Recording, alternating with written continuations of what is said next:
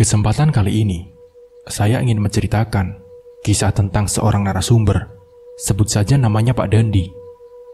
Pak Dandi dengan istri dan anaknya satu, yang waktu itu masih berusia 11 tahun. Untuk masalah perekonomian, sebenarnya bisa dibilang cukup. Namun ada satu hal yang membuat Pak Dandi kelimpungan dengan keadaan.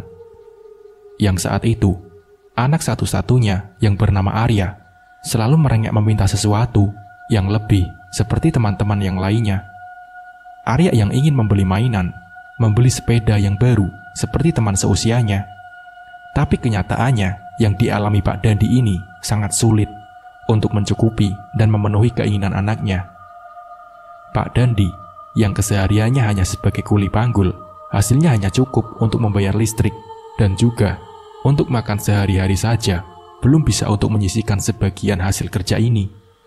Pak Dandi butuh waktu untuk menabung terlebih dahulu, dan itu pun harus berminggu-minggu agar keinginan anaknya terpenuhi.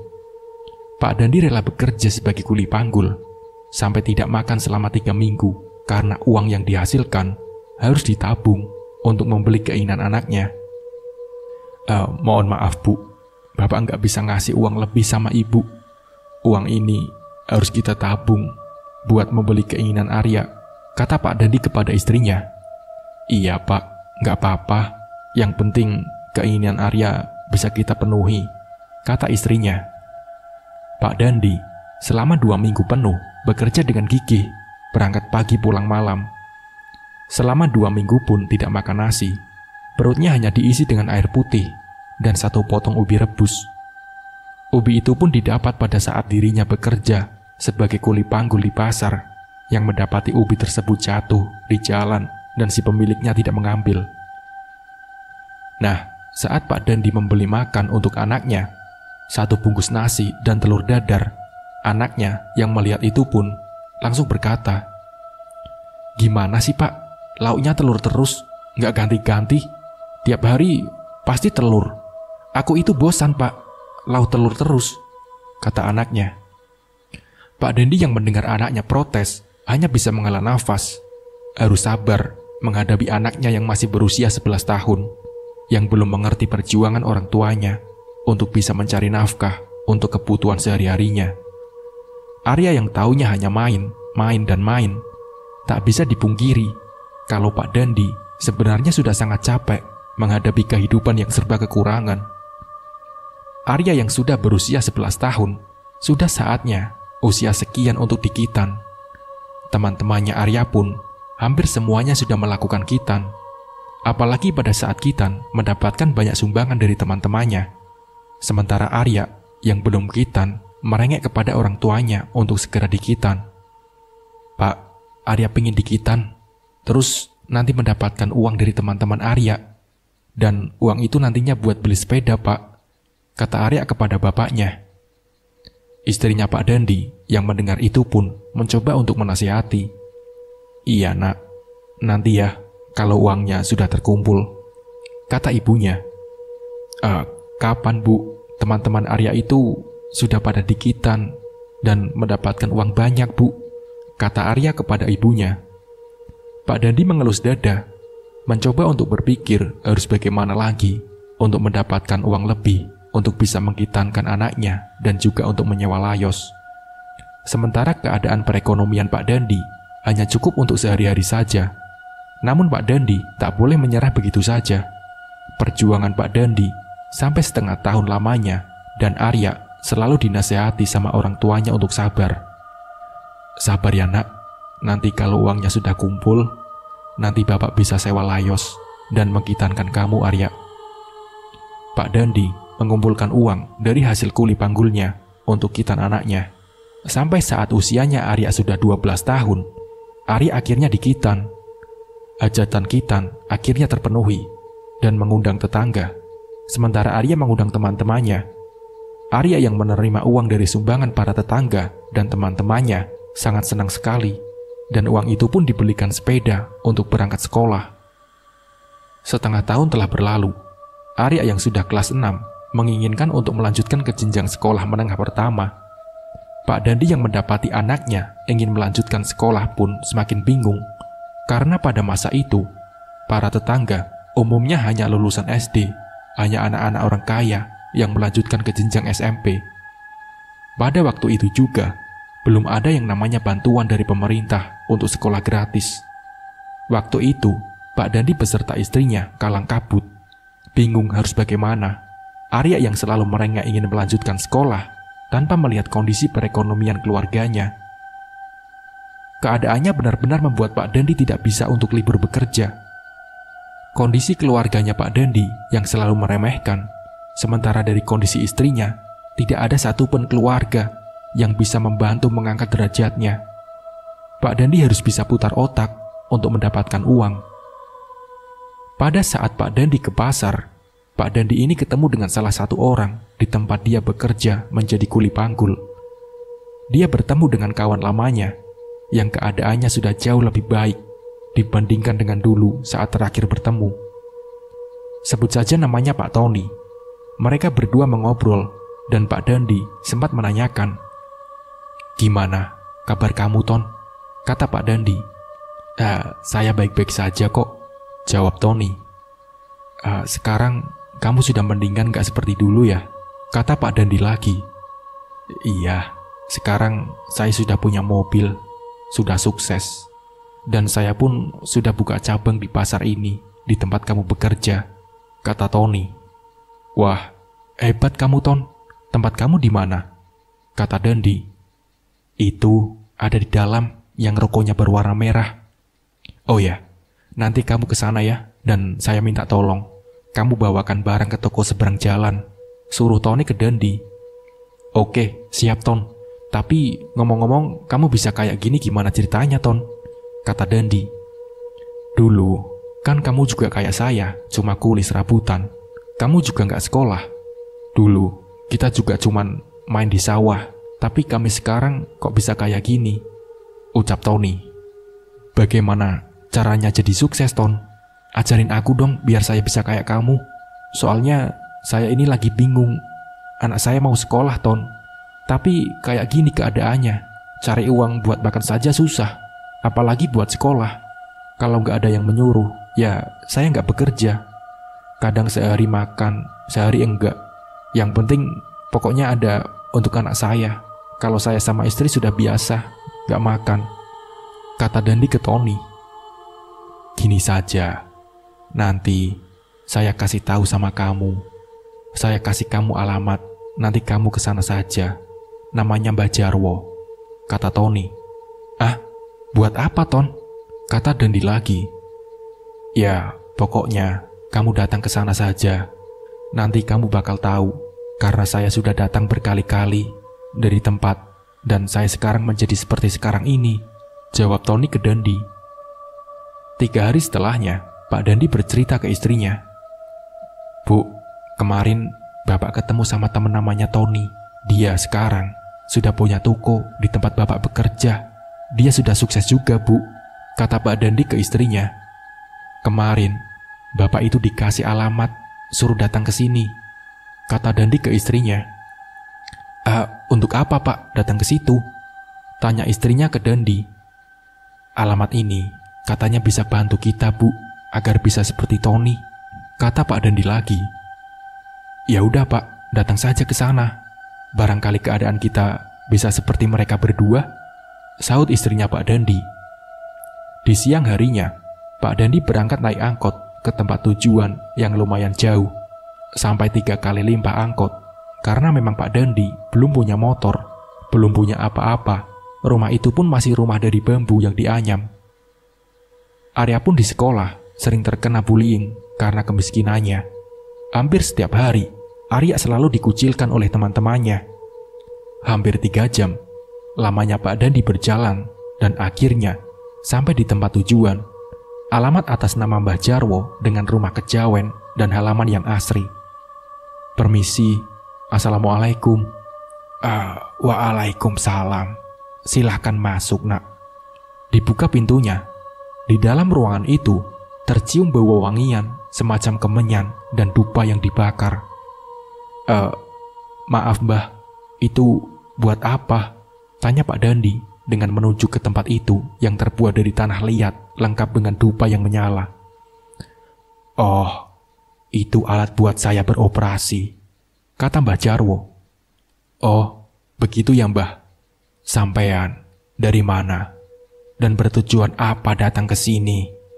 kata Mbah Jarwo. Saya mendapatkan alamat ini dari teman saya, Mbah. Tony namanya," kata Pak Dandi. "Oh, iya. Saya paham maksud kamu datang ke sini. Kamu pergi saja ke area pemakaman di belakang rumah ini. Nanti itu ada pohon besar. Nah, nanti kamu semedi di situ, di bawah pohon itu. Tapi kamu harus mandi kembang dulu, dan saya bekali kamu nasi putih. Pokoknya kamu harus puasa putih beberapa hari," suruh Mbah Jarwo. "Terus semedinya berapa lama, Mbah?" tanya Pak Dandi. "Nanti kamu bakal tahu sendiri berapa hari." Kira-kira jam 4 sore, Pak Dandi disuruh mandi kembang. "Kamu mandi dulu sana. Kemarin sudah saya siapkan, karena saya sudah tahu. Karena Pak Tony juga sudah datang ke sini kemarin, 2 hari sebelum kamu ke sini. Kayaknya dia tahu kalau kamu itu mau ke sini," suruh Mbah Jarwo lagi. Kurang lebih 1 jam, Pak Dandi mandi kembang. Sekitar jam 5 sore, Pak Dandi diajak ke salah satu tempat. Di situ memang ada pohon besar. "Di pohon besar itu kamu semedi. Nanti saya datang lagi untuk ngasih kamu makan dan menjemputmu untuk pulang," suruh Mbah Jarwo. Kurang lebih 13 hari, Pak Dandi baru didatangi oleh sosok yang sangat aneh. Sosok yang sangat aneh yang tidak pernah dijumpai seumur hidupnya. Kepalanya hewan, tubuhnya manusia, tapi kakinya seperti hewan buas, antara serigala dan anjing, tapi tangan seperti manusia. Dan yang lebih anehnya lagi, sosok tersebut bisa bicara. "Kamu sudah selesai ritual. Kamu tinggal sujud saja di hadapanku. Nanti akan kupenuhi permintaanmu," kata sosok itu. Pak Dandi yang kelewat polos langsung mengikuti apa yang disampaikan oleh sosok tersebut. Setelah bersujud, sosok itu hilang seketika, entah pergi kemana. Tak berselang lama, Mbah Jarwo datang menghampiri Pak Dandi. "Selamat sampean, sudah sukses, dan pesan saya nanti, setiap tahun jangan lupa akan ada harganya. Apapun yang berharga, bagi sampean jangan pernah merasa kehilangan," kata Mbah Jarwo. "Maksudnya gimana, Mbah?" tanya Pak Dandi. "Gini, Pak, sampean pengen kaya kan?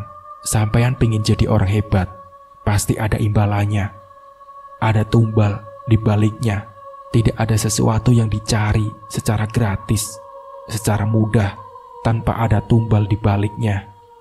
Pokoknya, pesan Mbah sama kamu, nanti kalau kamu sudah sukses, jangan lupa ada harga yang harus kamu terima sebagai ganti rugi kamu menjadi orang yang hebat, orang yang kaya raya," ucap Mbah Jarwo. Pak Dandi hanya mengiyakan saja apa pesan Mbah Jarwo tersebut. Setelah ritual itu selesai, Pak Dandi pulang menemui istrinya dan menceritakan apa yang dialami selama dia ritual. "Maksudnya harga yang harus dibayar itu gimana, Pak?" kata istrinya. "Bapak juga kurang tahu, Bu, apa maksud dari harga yang harus dibayar. Pokoknya setiap tahun kalau kita sudah kaya itu harus ada harga yang harus kita serahkan," jawab Pak Dandi ke istrinya.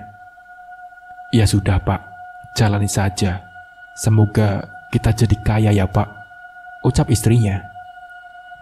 1 bulan kemudian, kuli panggul yang biasanya dikerjakan oleh Pak Dandi setiap hari tiada hentinya. Pak Dandi bekerja terus sampai pada dia inisiatif untuk buka usaha untuk istrinya, yaitu buka toko kelontong kecil-kecilan. Toko kelontong itu bisa berkembang pesat, yang tadinya cuma gorengan, jajanan anak-anak, sekarang berubah menjadi seperti toko kelontong yang sempurna. Ada sabun, ada gula, ada beras, dan yang lainnya. Jadi, dari hasil istrinya mengelola toko kelontong, akhirnya bisa merubah perekonomian keluarganya. Sampai setengah tahun lamanya, rumah yang tadinya dari anyaman bambu direnovasi dibuat seperti rumah pada umumnya, walaupun ukurannya masih kecil. Setengah tahun lebih, usahanya semakin melejit, sampai akhirnya rumah kecil itu dibuat untuk gudang barang dagangannya.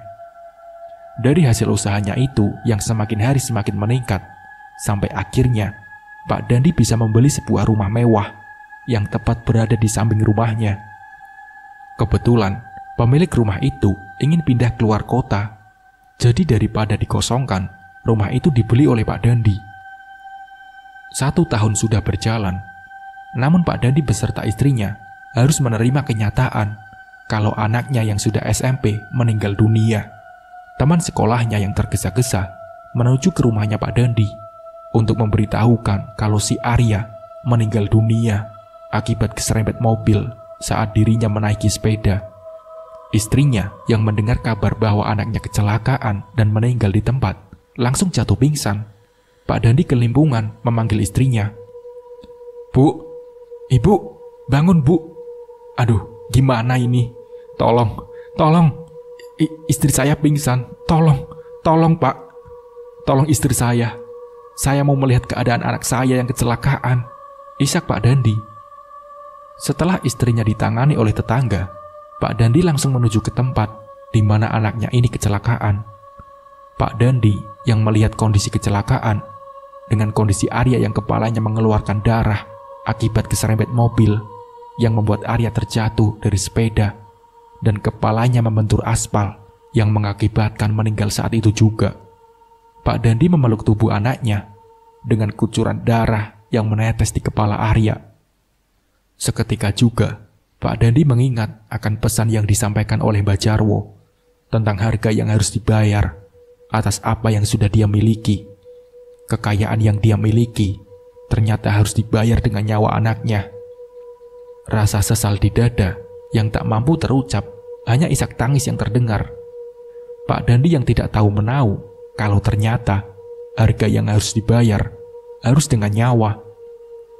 Kabar tentang kematian Arya pun terdengar sampai ke telinga Tony. "Sudah, ikhlaskan saja kematian anakmu itu. Istri kamu kan bisa hamil lagi." Tony yang berucap seperti itu dengan santainya tanpa ada rasa bersalah.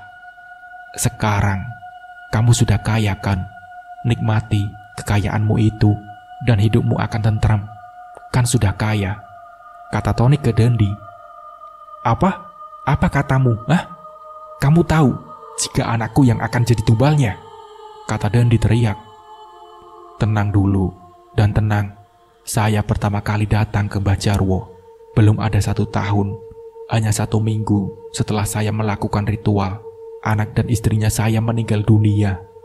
Tapi setelah itu usaha saya begitu luar biasa dan saya menikah lagi," kata Tony ke Dandi. "Tega banget kamu, Ton, menjerumuskan saya ke lembah pesugihan," teriak Dandi ke Tony. Sedangkan pada saat pemakaman, isak tangis dari istrinya Pak Dandi sangat memilukan. Pak Dandi yang sangat menyesal dengan apa yang sudah dia lakukan. Untuk apa memiliki kekayaan yang banyak, tapi anak satu-satunya yang dia miliki meninggal akibat ulahnya sendiri. "Pak, apa maksudmu, Pak? Apa maksudmu menumbalkan anakku? Aku dengar semua omonganmu dengan Tony." Isak tangis terus terdengar, sementara kondisi istrinya Pak Dandi sudah tidak memungkinkan hamil lagi. "Apakah Bapak akan seperti ini terus? Akan menjadikan ibu ini sebagai tumbal? Dan Bapak akan menikah lagi?" bentak istrinya ke Pak Dandi.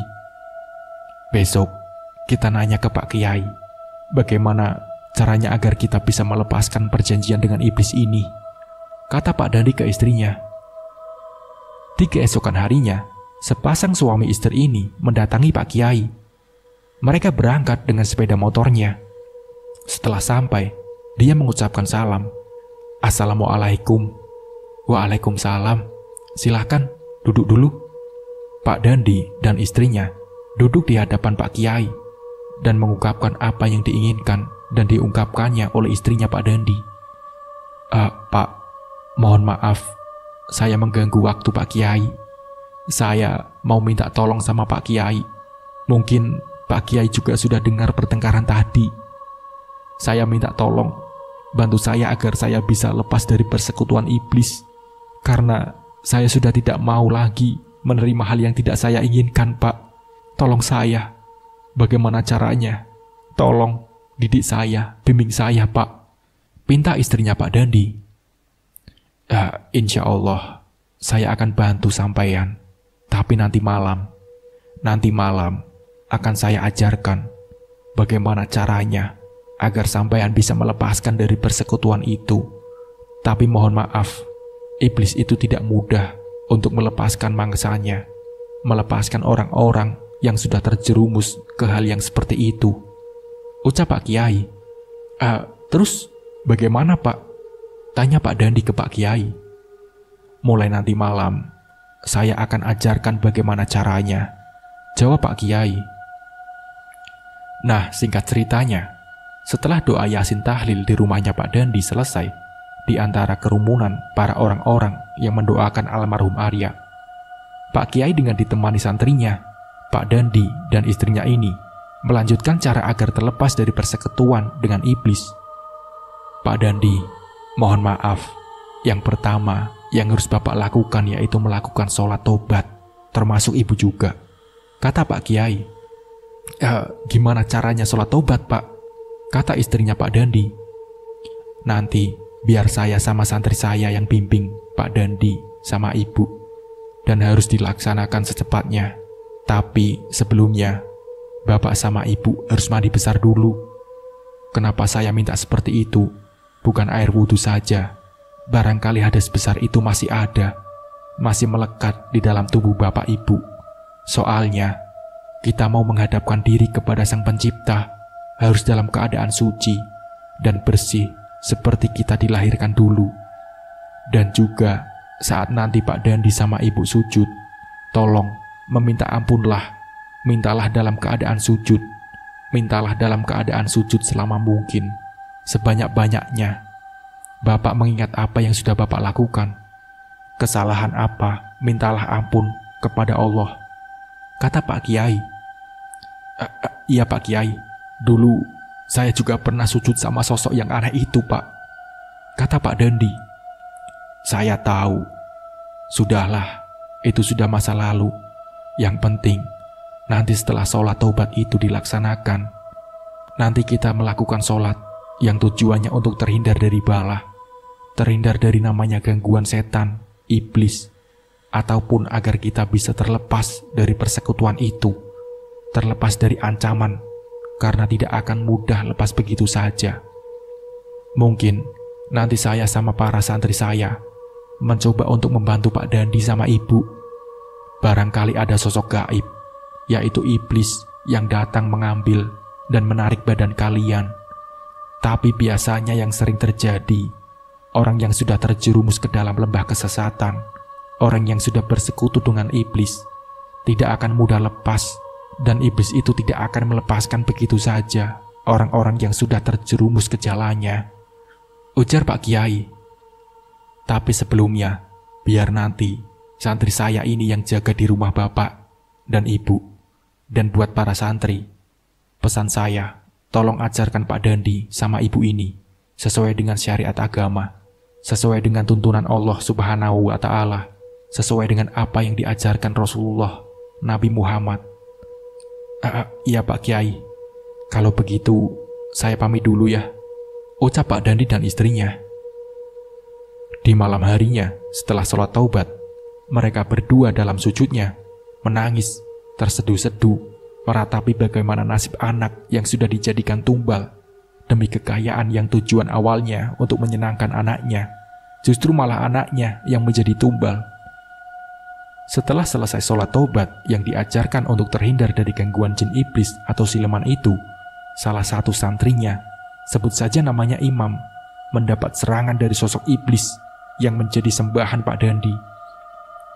Imam yang berusaha melawan serang iblis itu, yang energinya sangat kuat, bahkan imam mulutnya sampai mengeluarkan darah. Suasana rumah benar-benar gaduh, suara dentuman mendominasi rumah Pak Dandi. Untuk melepaskan persekutuan itu, suasana rumah itu benar-benar mencekam. Suara-suara geraman, barang-barang seperti terlempar. Suara jeritan salah satu santri pun terdengar. Imam yang sempat mengeluarkan darah karena mungkin kekuatan dari iblis itu sangat luar biasa. Sampai jam 1 malam, Pak Dandi lari-lari minta bantuan karena bingung harus bagaimana melihat pergulatan itu. Imam yang dibangunkan oleh Pak Dandi karena keadaannya sangat lemah, sementara santri yang lain masih bertarung dengan iblis itu. Tak berselang lama, Pak Kiai pun datang dengan segala kekuatannya. Pak Kiai langsung menghempaskan sorban, dan seketika juga iblis itu menghilang. Pak Kiai yang melihat keadaan sangat kacau langsung meminta air putih untuk diminumkan ke beberapa santrinya yang mengalami pertarungan dengan iblis tadi, takut akan terjadi apa-apa. Setelah air putih diminumkan, alhamdulillah, imam dan santri yang lainnya kembali sehat. 1 minggu setelah doa tahlil anaknya itu selesai, Pak Dandi itu masih ditemani oleh imam dan santri lainnya. Barangkali ada serangan-serangan yang lain dari iblis yang pernah menjadi sesembahannya. Singkat ceritanya, 100 hari semenjak kematian Arya, Pak Dandi yang sedang berpergian mengalami kecelakaan yang mengakibatkan salah satu kakinya harus diamputasi. Namun akibat dari amputasi itu ternyata menjalar ke seluruh tubuhnya yang membuat Pak Dandi lumpuh. Hanya 1 tangan dan mulut yang bisa digerakkan. Pak Dandi yang hanya ada di kursi roda, tapi dia bersyukur masih diberikan umur oleh Sang Pencipta, diberikan kesempatan untuk bertobat. Sementara kondisi istrinya masih merawat Pak Dandi sampai di usia tua. Dia bersyukur mempunyai istri yang masih berbakti kepada dirinya. Walaupun selama bertahun-tahun dirinya harus di atas kursi roda dengan 1 tangan karena yang sebelah kiri ini sudah lumpuh. Dari kekayaan yang dia miliki, dia sudah berusaha mencari agar sakitnya bisa sembuh, tapi tidak ada yang bisa menyembuhkan. Namun, Pak Dandi masih bersyukur, masih diberikan nafas untuk bertakwa, beribadah kepada Allah. Dia terima keadaan dirinya yang harus di atas kursi roda selama bertahun-tahun. Ia terima dan bersyukur, walaupun dalam keadaan seperti itu, dia tidak mengeluh sedikit pun, karena yang paling penting, dia sudah lepas dari jerat iblis itu, walaupun nanti dia tidak tahu bagaimana di akhirat. Pak Dandi hanya pasrah. Semoga Allah Subhanahu wa Ta'ala mengampuni dosa-dosanya. Nah, dari cerita ini, kita bisa ambil pelajarannya. Ketika kita lepas dari perjanjian iblis, tidak akan melupakan begitu saja. Pasti ada timbal balik di setiap usaha manusia yang pernah bersekutu dengan iblis. Tidak akan mudah, tidak segampang kaya bertobat. Mungkin ada hal yang harus diterima.